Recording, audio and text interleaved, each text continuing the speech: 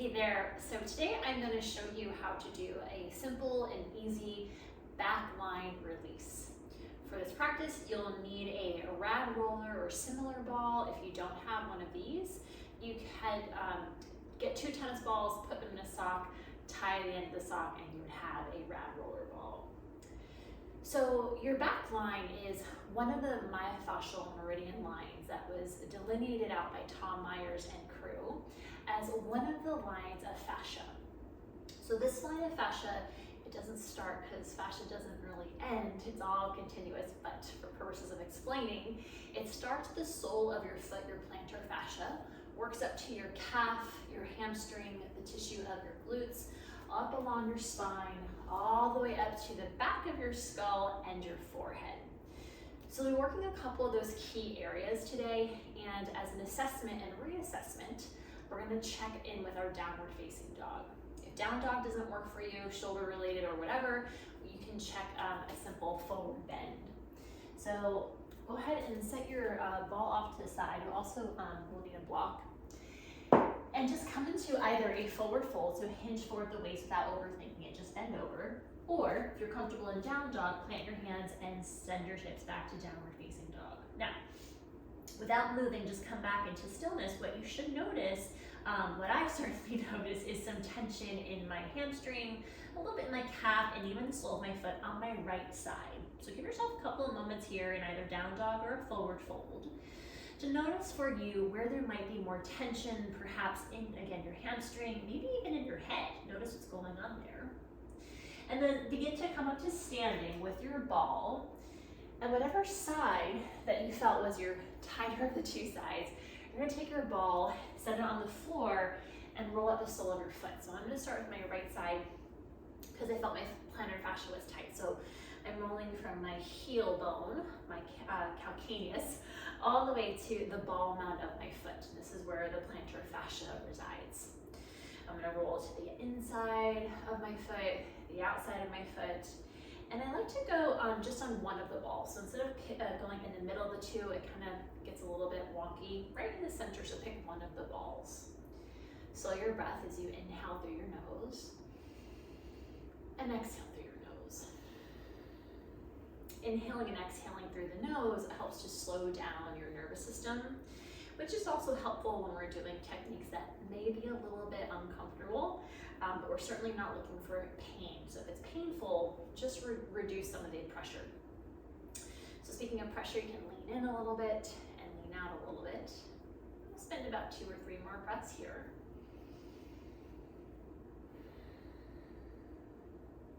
And then sit your foot down and reassess. So if you did a forward bend, go ahead and bend forward. If you did down dog, step on your mat or just on the ground and do your down dog.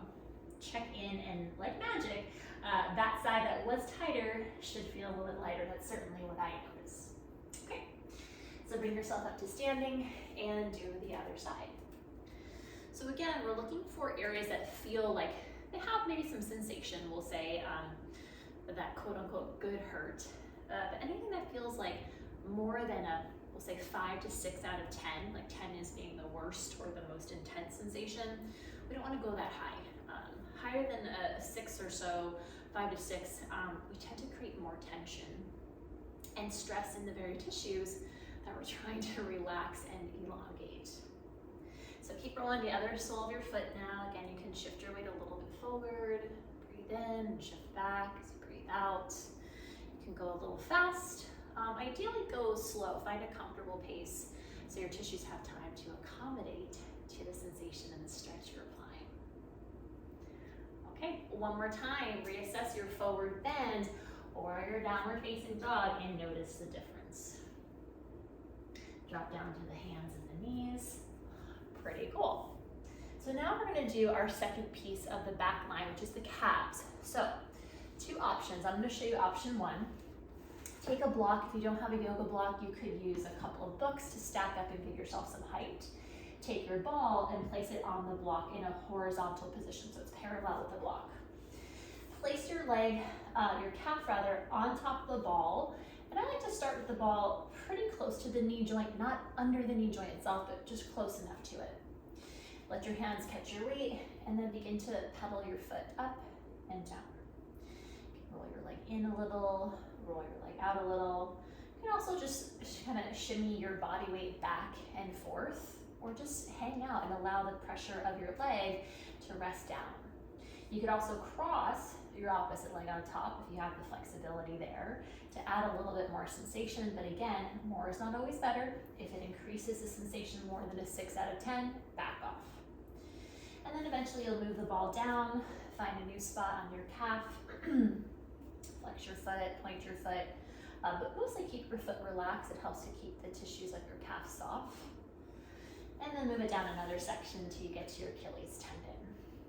Now I'm going a little bit quicker here just for demonstration purposes. If you feel like you want to linger a little bit longer, linger longer. Stay as long as you want to. Always your body, your ability to choose how long you get to experience it. Okay, so now for the second side, I'm going to show you the other variation. So you can stick to what you're doing, especially if you know your knees. Don't easily bend fully. So this ball, for the second option, is gonna go right behind my calf and my hamstring, and I'm gonna sit back like child's pose. Now, at some point, like right there, that's about as far as I wanna go before it feels like there's quite a bit of sensation. Now, without the ball, I could sit all the way back in child's pose, but the ball is clearly stopping me here. So I'm gonna listen to that sensation and breathe in and out. And then I'll sit up and move the ball a little bit lower, just like I did before when I was sitting up with a block. And already this doesn't feel quite as intense, so I feel like I can slide my hands back and sit up a little bit more on my shins. I'm still not quite all the way on the ball. And I can start to shift my weight a little right to left, massaging the different layers of my calf. So you can play with that.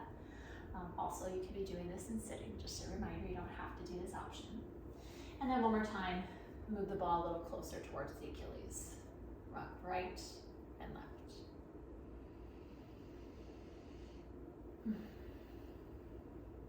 Nice.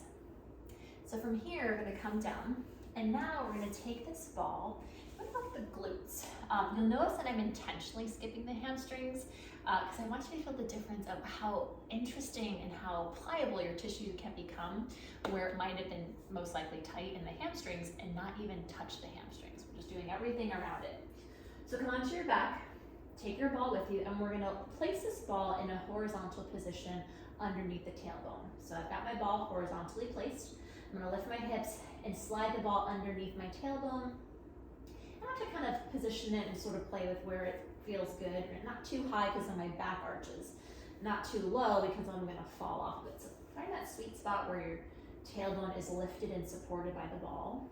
And then find some gentle pelvic tilts. I'm going to tilt my pelvis anteriorly, arch the back, and then posteriorly, flatten the back.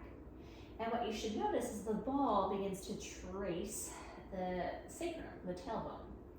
There's some tendons and ligaments here, fascia, that can have some sensation, especially if you tend to position your back in a hyperlordotic or excessively arched curve. So once you do a couple of those, come to a neutral spine. Now lift your hips just enough to slide the ball out of the way. And now you're going to take the ball in its vertical position, straight up and down, and lift your hips again, but just place the ball underneath your right buttock. So I'm right under my right butt cheek, and I'm going to come up for a second just so if those of you who are visual learners, my ball is right here, right straight up and down my buttock. From there, rock your weight a little right to left. So I'm using my hips to just sashay a little right and left. Feels quite good, so I'm going to do that a couple more times.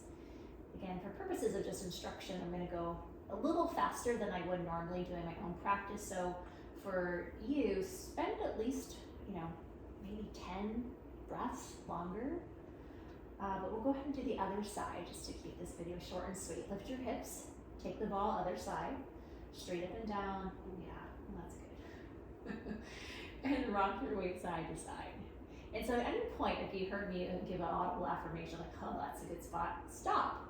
Give your body time to really appreciate the density of the ball so your body can soften into it. So I'm going to pause here for a second, and you might do the same, or you might be moving, and maybe this side isn't the tender side. You can go back to the other side and give yourself lots of breath. When you breathe, you're not only oxygenating your tissue, but you're adding to the blood flow. And that blood flow aids in lymphatic flow, which aids in soft tissue release. And fascia is soft tissue. So from here now, lift your hips up, set the ball off to the side. Just take a moment to notice all the work that you've done so far. And the next piece we're gonna do, second to last, we're gonna take this ball again in its horizontal position. Lift your head and slide the ball right underneath the base of your skull. Again, I'm gonna sit up for you visual learners. And this ball is right at the back of my head, not the neck, not the very top of the skull, but right in between those two places where my head and my neck meet. It's called the suboccipital space, and this is where we can sometimes hold on to tension, and tension headaches can reside here, or originate here rather. So you'll notice I'm holding onto the ball. I've got both hands back here, and I'm using my thumbs to just hook underneath the base of the ball. Otherwise it slips into my neck and I kind of lose it. So depending on what you're using or how much hair you have, you might need to hold onto the ball with both hands. You maybe can get away with using just one hand. And then allow your head to slowly tilt a little left, a little right. Go back to holding out both hands. Lift your chin up, tilt your chin down. And I certainly, as I'm moving, I can start to notice, oh yeah, okay, there's a good spot. So let your head roll to whatever side it needs to, and then pause. Give yourself a nice full breath in, and let it out. Maybe do the other side, or stay where you are as you breathe in, and breathe out.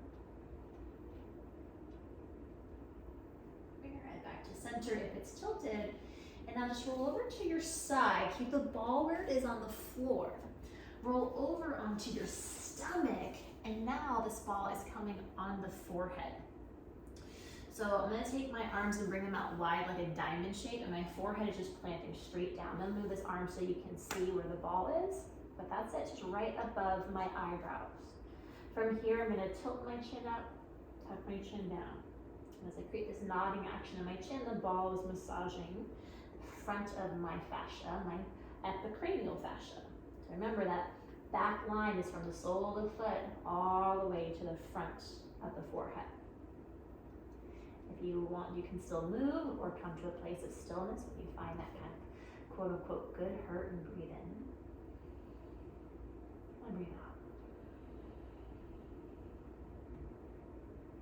Lift your head, set the ball off to the side, and now we get to reach check. So come on up to your hands and your knees.